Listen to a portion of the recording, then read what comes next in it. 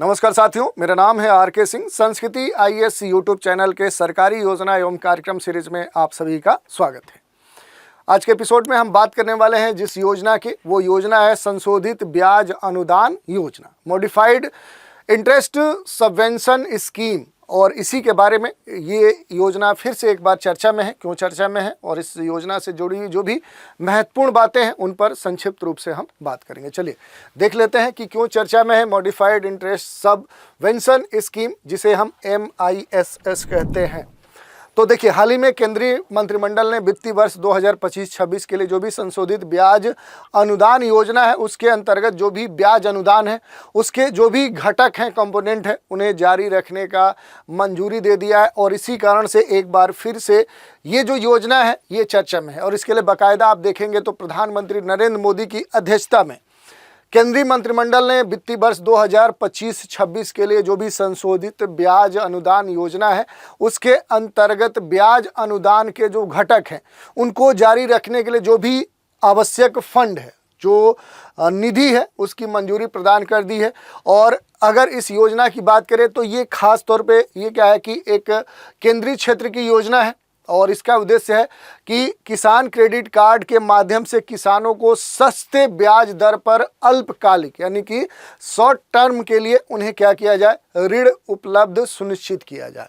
तो इस कारण से देखें तो ये बड़ा ही महत्वपूर्ण योजना है। और महत्वपूर्ण इसलिए भी है कि किसानों के दृष्टिकोण से ये बहुत ही महत्वपूर्ण है, जिसमें ये कहा गया हाल ही में कि किसानों को किसान क्रेडिट कार्ड के माध्यम से 7% की जो रियायती दर है उस पर 3 लाख रुपए तक के जो अल्पावधिक ऋण हैं वो प्राप्त हुए हैं। और जो भी एलिजिबल जो ऋण हैं वो देने वाली जो संस्थाएं उनको 1.5% ब्याज अनुदान भी प्रदान किया गया। इस तरह की जो बातें हैं वो इसमें शामिल की गई हैं। इसके अतिरिक्त ये भी कहा गया कि समय पर ऋण चुकाने के संदर्भ में शीघ्र पुनर्भुगतान जो प्रोत्साहन है उसके रूप में 3% तक के जो प्रोत्साहन है उनके लिए भी पात्र जो हैं उनका कहीं ना कहीं उन्हें चिन्हित किया गया है।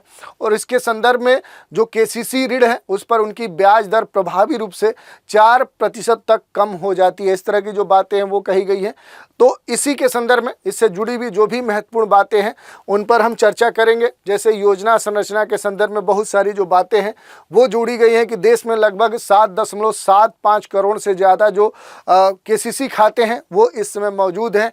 और कृषि के लिए जो भी संस्थागत ऋण है उसके प्रवाह को बनाए रखने के लिए जो भी सहायता है उसको जारी रखना अब बहुत ज़रूरी हो चुका है। जो उत्पादकता बढ़ाने और छोटे और सीमांत जो किसान हैं उनके लिए वित्तीय समावेशन सुनिश्चित करने के लिए सबसे ज़रूरी है।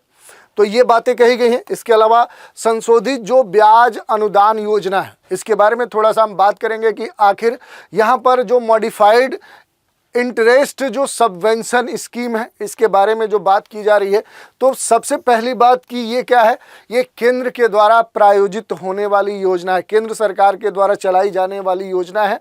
और इसका उद्देश्य इतना ही है कि किसान क्रेडिट कार्ड के माध्यम से किसानों को अल्प समय के लिए उनकी ज़रूरत के हिसाब से जो ऋण है वो प्रदान किया जा सके।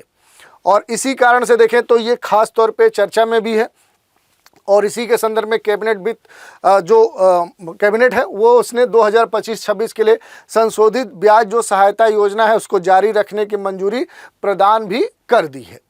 इस स्कीम के तहत बहुत सारी जो सुविधाएं वो प्रदान की जा रही है। जैसा कि पहले हमने बताया कि किसानों को जो भी किसान क्रेडिट कार्ड्स हैं उनके माध्यम से 7% के रियायती ब्याज दर पर 3 लाख रुपए तक का कहा जा रहा है कि अल्प अवधि का ऋण प्राप्त हुए हैं।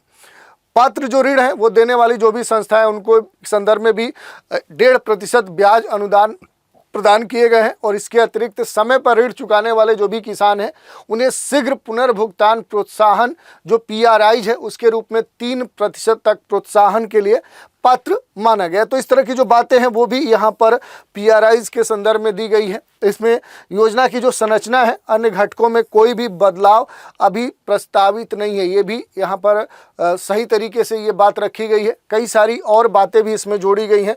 जैसे अगर देखेंगे तो किसानों को इसके तहत जो सुविधाएं हैं वो प्रदान की गई हैं। और ये भी कहा जा रहा है कि यहाँ पर जो भी संशोधित ब्याज अनुदान है उसके संदर्भ में केवल जो पशुपालन है, मत्स्य पालन है, उसके लिए जो भी ऋण है उसके लिए लिए गए जो ऋण हैं उन पर जो ब्याज है, अब ब्याज का जो लाभ है वो 2 लाख रुपए तक लागू होगा। ये बात यहाँ पर जोड़ दी गई है। इसके अलावा अगर आप देखेंगे तो योजना की जो संरचना है और इसके जो अन्य कंपोनेंट है उसमें कोई बदलाव अभी तक नहीं किया गया, यह स्पष्ट कर दिया गया है।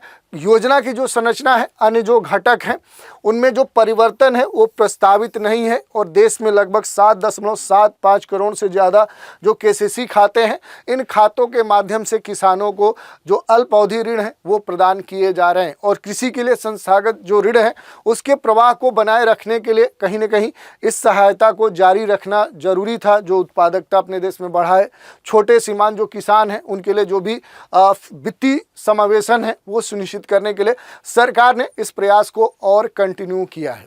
इससे जुड़ी कुछ अन्य बातों की चर्चा करते हैं, जैसे केसीसी के माध्यम से जो भी संस्थागत ऋण है वो संवितरण 2014 में 4.26 लाख करोड़ रुपए से बढ़कर अब दिसंबर 2024 में ये डेटा कहां तक पहुंच गया है तो 10 लाख करोड़ रुपए से अधिक पहुंच गया है।